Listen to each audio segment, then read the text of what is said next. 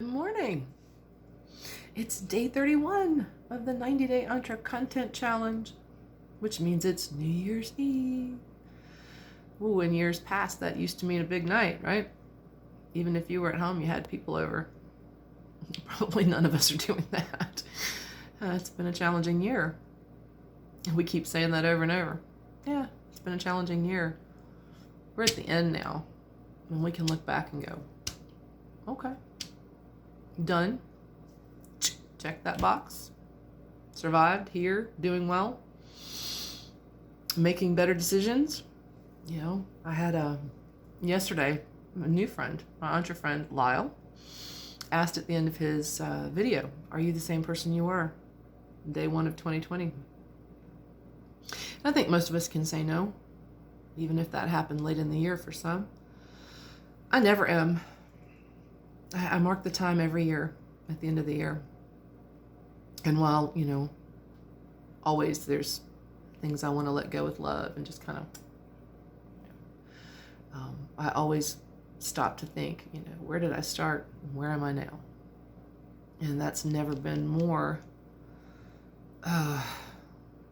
relevant than it is this year.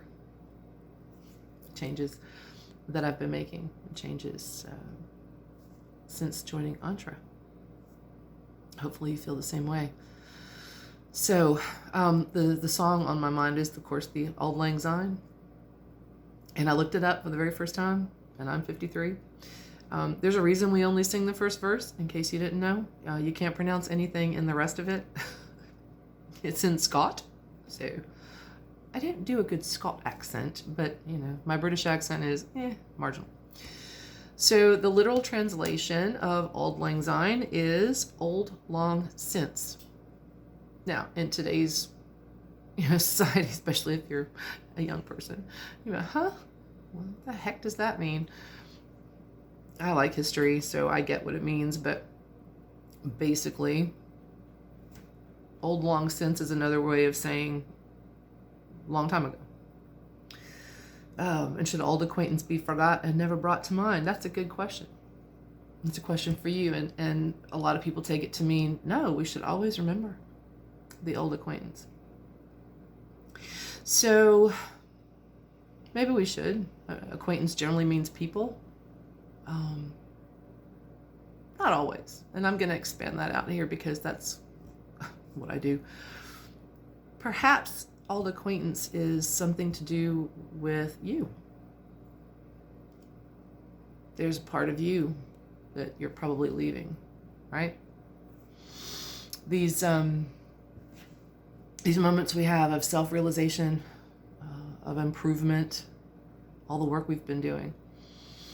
So maybe it's a behavior you want to leave behind this year. Maybe it's a situation that maybe you feel like you didn't handle it well and it's just kind of nagging at you, and set that bag down and let it go.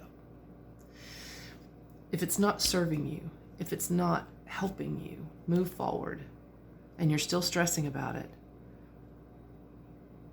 then find a way, meditate, breathe, let it go.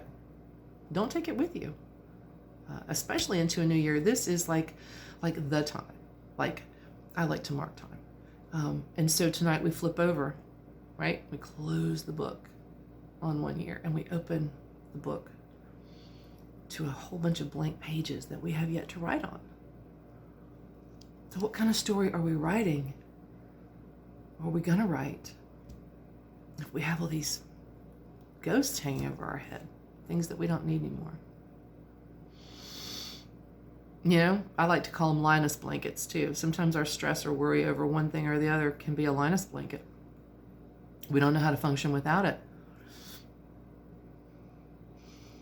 So what does he say in the Christmas cartoon? She says, what are you going to do with that blanket when you grow up? And he says, maybe I'll make it into a sport coat.